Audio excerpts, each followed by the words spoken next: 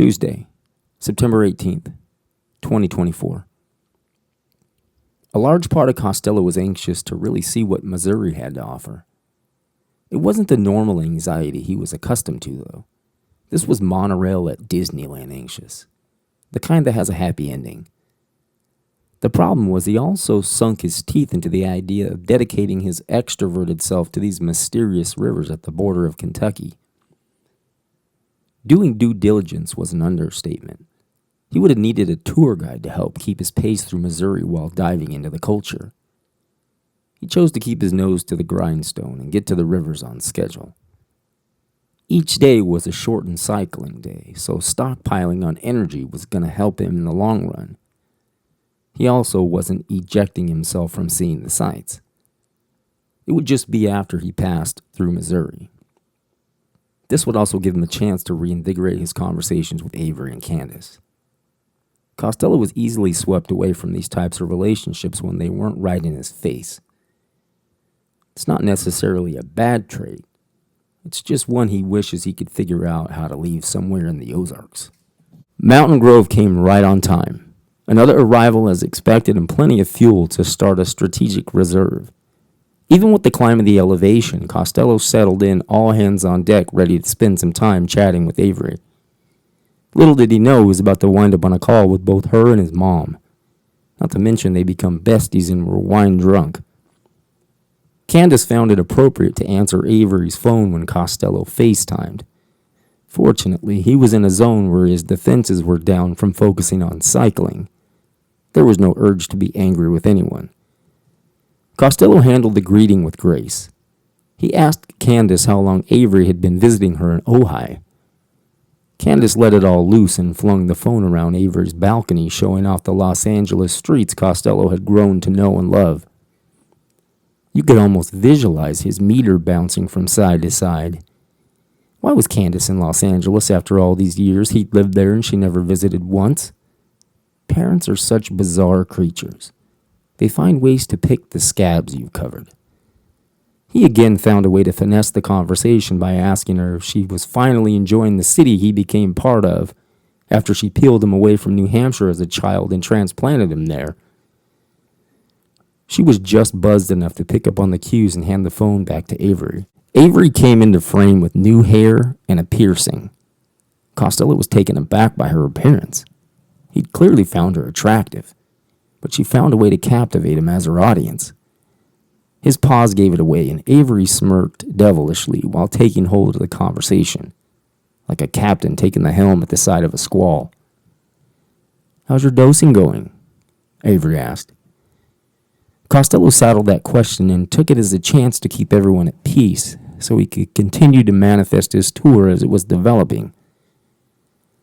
"I'm having fantastic realizations every day, and with each new day, they continue to uplift me in a way I've never experienced." He wasn't lying. Even the frustrations through the first leg of Missouri were how he wanted to feel. Other psychotropics made him feel empty and slightly mollycoddled. Being schizophrenic, depressed, or manic shouldn't be a ticket to drooling in the game room while everyone else is wondering why you're not frantically organizing everything with a look of terror on your face. She checked on his inventory, assuming he may be upping his dose and didn't want him shopping around the Midwest for mushrooms. Not to mention, he was microdosing top-shelf psilocybin.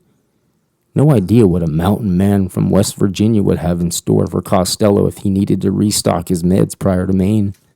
Avery said, "I saw the photo from Oklahoma City. Beard's coming in nicely. Looks like you're getting decent weather as well." Costello felt a slight nudge when he heard the mention of the photo. Of course it meant Candace either sent it to her or showed it to her, and he suddenly wasn't sure he liked the relationship developing. Being miles away, connecting with new faces, inserting himself into novel communities, and melding with entire body politics he had never experienced was suddenly pulling him away from his anxieties. The known components back home were oddly sending the meter back in the other direction, and he found himself back searching for a calmness. "Today was the first leg where I ended early. I can still feel the energy surging, ready for tomorrow. I'm going to try to get to bed early. Tell my mom I said goodnight and I love her." Costello ended the call in a very bizarre way and got very angry at himself. His ears started ringing and he began mumbling, "Here's to," on a loop. He never cobbled together a toast. He just sat there repeating himself with no conclusion. He did exactly as he said and went straight to bed and set his sights on getting to Winona, Missouri. It wasn't his intention to waste the evening like this, but he suddenly craved a drink and to evacuate this crisis he was suddenly having. He plugged his phone in and sat it next to the bed. Just as he put his head to the pillow, a text came through from Candace. "Night, sweetheart. I hope everything is okay. I'm enjoying Los Angeles. Might have to come stay with you when you get home. XO." Costello woke up at 4 a.m. having gone to sleep so early. He grabbed his phone and saw the text from Candace. He felt like he'd cleared his head from last night, and then he gets hit with something he'd never expected. Even though Costello trained himself to be an isolationist his whole life, he always hoped to hear her say those words. He just never thought he would be in fucking Missouri when it happened. Either way, it lifted his spirits enough to get him up and moving along to his next checkpoint. This was the first time on the tour he started thinking about finishing and getting home. Avery was, of course, a nice reason to return. However, he feared losing her if he winds up spending the rest of his life in prison. A visit from Mom would be a great keepsake for him, wherever he ends up. Costello spent the next 3 days like a man on the run getting the hell out of Missouri. The elevations were treacherous, so even with fewer miles, the days were grueling. He was lowering his mushroom dosages because he'd added so many days to the tour and became terrified he would run out, just as Avery prognosticated. The desire to drink grew with each day as he became more and more tolerant to the plant medicine. All the indicators of a decline in his mental illness were blinking. Suddenly, the days with fewer miles were becoming a bad idea. Even with the higher elevations, his physicality was improving, while his acumen was slipping. His checkpoints became vessels. With each new city and each new day, Costello began to hone into the tour with his aperture narrowing. It was good for his deadline, but terrible for his mental health. He was excited about soaking up new experiences just days prior, and now he's losing his sense of oneness with this determined focus. Winona blew by without even so much as a glance at what the city had to offer. Green Forest could have been the most beautiful and enchanting forest he'd ever seen, except he failed to even give it the time of day. He suddenly felt as though he was escaping Missouri, and then while on his way to Dexter on September 21st, he went ass over tea kettle when his entire consciousness collapsed in on him. He felt his body temperature spike and an overwhelming sense of shame came over him. All cerebral function shut off, just long enough for him to lock up both brakes while coming downhill. It was as though his hands were the only part of him who recalled one very important thing about Missouri. 2 full days of cycling north would send him into Kansas City, where Tal's family could possibly still live. Costello pulled himself together and drug his once spotless bike off the road. He looked to the north and realized he knew exactly why he was running from Missouri like Texas trailer trash running from child support. Costello felt like this pinpoint energy he's been fueled by was just fear and shame. He immediately returned to himself and sensed a renewed openness ready for atonement. The bike was banged up, but nothing he couldn't repair and get back pedaling. In fact, it was his first real pit stop. This was a pretty nice accomplishment considering how far he'd traveled without needing to put any real work on the bike.